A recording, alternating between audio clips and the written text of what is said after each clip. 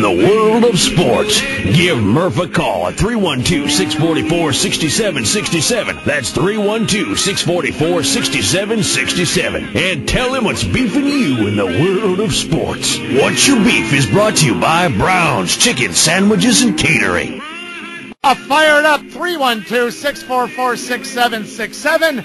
When someone hangs up, that's your cue to dial quickly. That way we'll get you in, get you out. What's your beef? Something in the world of sports that you are not happy with. And as always, for the best beefs from you, I give you the best beefs in town from Brown's. They ain't just chicken anymore at Brown's. They got those lunchtime sandwiches. Ron is in St. Charles. He's first in line today. Hello, Ron. Hey, how are you, Murph? Good, Ron. You had the fastest dialing finger. You must have something you really want to beef about, right? I got a beef that's killing me. How about these three stooges on Monday Night Football who have to keep interviewing people during the game? Well, you know what? It's a major mistake, I think, for the fans. We know what they're doing. They're promoting their own people. You're talking about Jim Belushi having to come in. I don't like it. I guess they feel, and here's the rub, Ronnie, here's the deal. They feel that the average fan is not going to get mad enough to turn it off, but they might cultivate that one time a year, viewer. Oh, that's interesting. So what they've done is they've totally disregarded the bread and butter guys like you and me to try to add another little tick somewhere in Omaha or somewhere in Ames, Iowa. It gives me another bathroom break. Is all it's really doing to me. Bathroom breaks. Hey, you know what, Ronnie? I like your angle. You got us rolling. Hey, you're a winner on What's Your Beef. You're going to Brown's. Thanks, Murph. Hang on. Brown's. It tastes better. They're going to keep doing it, and you're going to keep seeing more of it. And 5 years from now, it'll be more. And 10 years from now, it'll be more. They'll have all their failing sitcom guys and gals sitting in there. And if it's the appropriate city, they're going to load you up even more. What was that, remember the Monday Night Charles Barkley down in Phoenix? Wasn't that the deal? Oh, my God. Let's go to the north side near Lawrence and the lake. It's Uptown Joe. Hello, Joe. Well, hello, Murph. How you doing today? I'm fine. Hey, Joe, what's your beef? My beef is the NFL Network. I haven't seen it. Tell me, but I hear it's got a little bumpy ride so far. Well, it's not so much watch the network. It's we can't watch the games anymore. I mean, what's this leading down to? We're going to sit there and have to pay to watch a Super Bowl? Well, Joe, the day is coming again, and this is interesting. The first two calls have both been blasting the NFL, network TV, after guys like Ron in St. Charles, you, Joe, Uptown, are the people that have put the NFL on the map watching games. Now they're going to say, hey, let's start squeezing some money out of these guys. We have to hope for one thing, Joe. It's called antitrust laws. And I understand Congress is starting to sniff around the NFL for what they're doing after taking public money to build all their stadiums out there, right? How's that sound, Joe? That sounds like you're right on my page. Joe, let you and I go to law school and start filing something here. Maybe we'll get the Duke Crispino to help us. Thanks, Joe. All right, Murph. All right, buddy. I don't think Crispino lives in Uptown. That was a different Joe, right? Didn't sound like the Duke. Duke, Friday, he lost the Bear game. He was 2-1 going into the Bear game. He said he was never going against the Bears. I was just going to say that, Mark. Ever again, and he took the Rams into 6.5. Didn't I bring that up to yeah, you when he brought his pick out? I'm like, Duke says he's never going against the Bears. I guarantee you, he ain't doing it again. 13 this week. Okay. We won't let him, because he ended up 2-2 because of that. He would have been 3-1. Did I just say point spreads and woulda? He would have been if he could have. Mike North was looking for my what-if bill this morning over at the hot dog stand. Did you hear that? Great show this morning. Northie on the road. He's probably still eating those little Vienna mini pups. Let's go to Dan from the truck phone next. Hey, Dan. Hey, Murph, how's it going? I'm fine. Hey, Danny, what's your beef? My beef is with the inconsistency of NFL officials. They've been guessing. They've been flipping a coin. Tell me more, Dan. They call one hit, roughing the passer, and then the next guy hits him even harder in the helmet, and it's not even roughing the passer. Well, you know what? It's unbelievable. They're guessing back there, and the rules, I think, are so complex that even these referees that know the rules, they can't sort through them. If you hit helmet to helmet, we know that, but if the shoulder hits first and then the helmet, that's a different rule. It's unbelievable, and you know what? It's to the point now where they figure that the replay, Danny, they figure the replay will save them, so they make the call, and then they run over to the TV when it's challenged.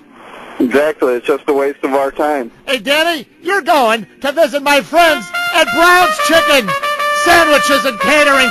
Head on over there courtesy of Murph. How's that, Danny? Sounds good. All right, buddy. Hang on. Hook 'em up. You know what I was thinking? See, everyone thinks about Brown's and the chicken and the great sandwiches. I always talk about the Italian beef, better than Taylor Street. The Italian sausage, better than Taylor Street. Put them together. You call them a combo. President Frank Portillo's favorite is the combo. Me, I like the Maxwell Street Polish.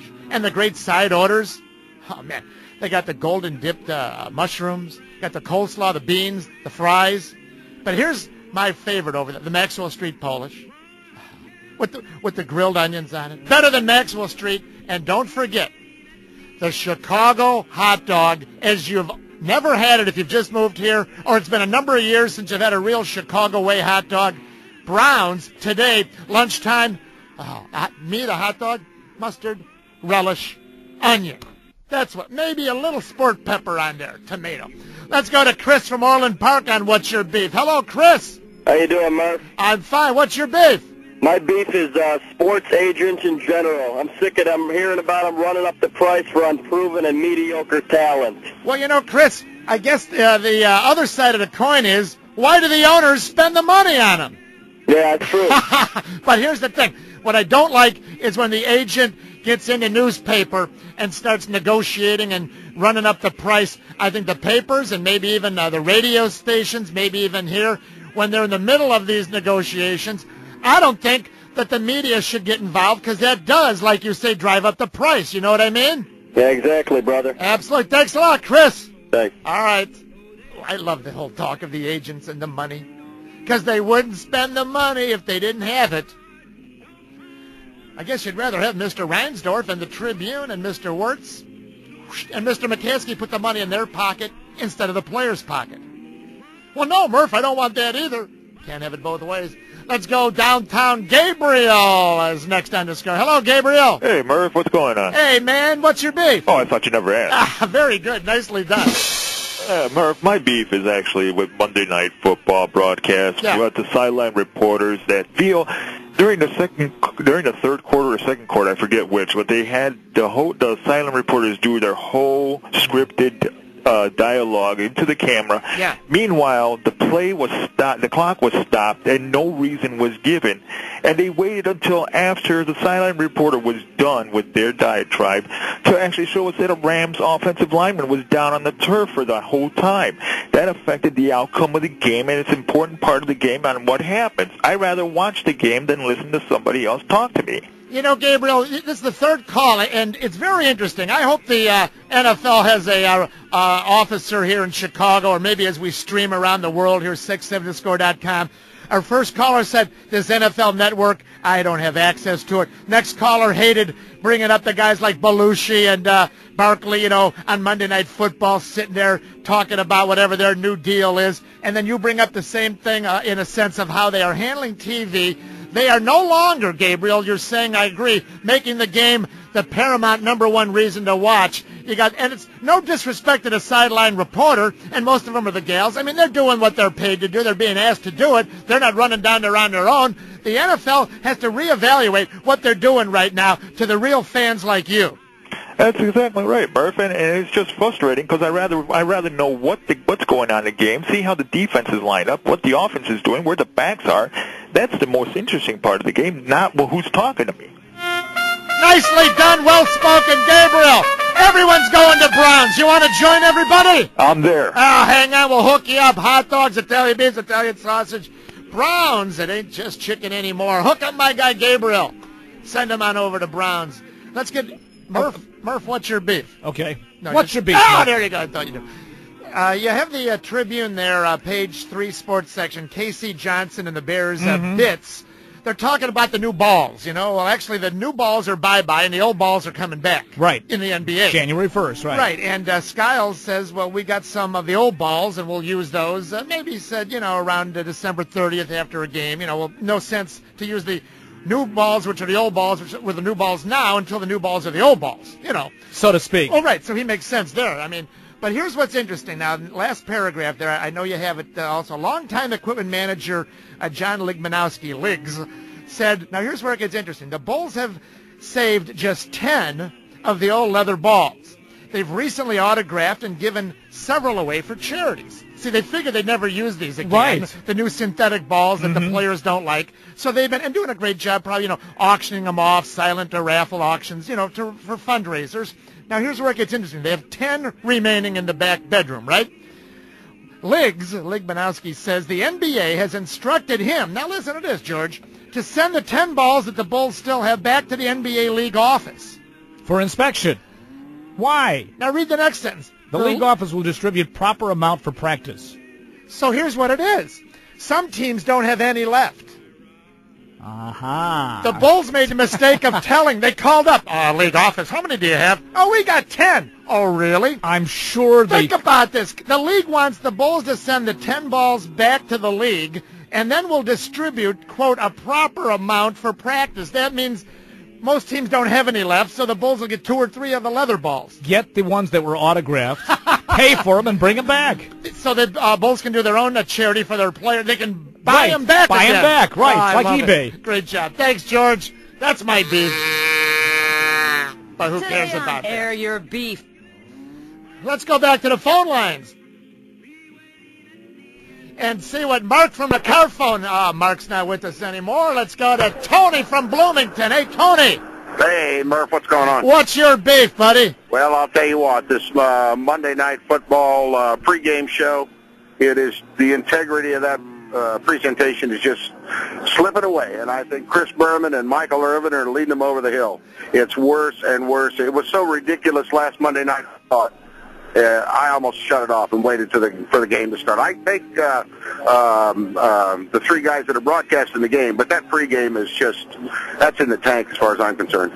Tony, it's an amazing groundswell right here of fans like yourself, and it's all different elements. You don't like this, they didn't like that. These NFL, they have the new commissioner. I don't know what his name is. I don't care what the new guy's name is. But he better address this, because if it's not just you 4 guys that have called in on what's your beef, all the football fans around the country are becoming disillusioned with them trying to shove so much marketing and fluff to try to expand their audience. They're starting to zone out and lose guys that have brought them here, the bread and butter guys like you, right? 100%. Absolutely. Thanks from Bloomington, Tony. Yes, sir. All right, buddy. Hey, stop by, visit Brown's. You know this?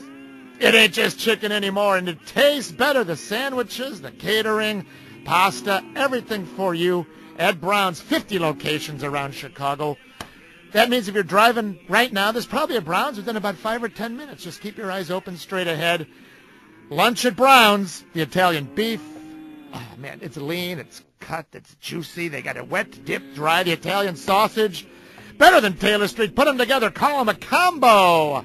Bill's up in Wisconsin, Minooka. Hello, Bill. Minocqua. It's Minocqua, Murph. I've been there, Minocqua, with the QU. I spelled it with the K. That's what threw me off. What's your beef, Bill? Well, my beef is this Devin Hester fella. The guy is just way too fast. I got a small TV. I turn around, I get a beer, I look, and the guy's in the end zone already. I can't believe it. Oh, you know what? If you blink, he go right by you. That's really the problem, and he should be playing for the Pack, I think. Bill, you don't have time to go get a Blatz beer and return, and he's already run a touchdown. That's exactly, Murph. You understand me? That's exactly what the problem is. Well, I'll tell you what. You got to drink the Blatz beer quick up there in Minocqua to see Devin Hester run past you. Thanks a lot, Bill. You bet, Murph. Thank you. All right, buddy. Boy, would I love a Blatz beer right now. Oh, our Sterling Singer's not working today, son? Damn break. Let's go to Al. Let's go to Truck Phone Al on the score. Hello, Al. Merry Christmas, Murph. Producer Cy and Phone Guy Joe. Phone Guy Joe? Yeah, those are the backbone of your show, Murph. Come on. All right, what's your beef, Al? My beef is with Monday Night Football, the NFL. Who the hell dubbed Jim Belushi Mr. Chicago Bear fan? I would rather have somebody else other than Jim Belushi. That guy is a hoser, man. Well, you know, here's the thing. His brother was very talented. His brother's been dead for 25 years. He has a TV show on ABC. You know what it is. They call it Synergy in broadcasting. I'd like to see if they had the balls to bring in the CBS star, Bill Peterson, from CSI, who lives on the northwest side of Chicago, but he's on a different network. What, Al? Hey, Murph, bring the guy up that throws that $300 or $400 every week to go sit up in the top level and freeze his ass off to watch a Bears game. That's a Bears fan. Have a Merry Christmas, Murph. All right, Al, bring a Bear fan to be the fourth guy in the booth. Oh, man, I'm worn out. Everyone apparently in the industry knew that the broadcasters, Harry Carey and Milo Hamilton, had a major beef with each other.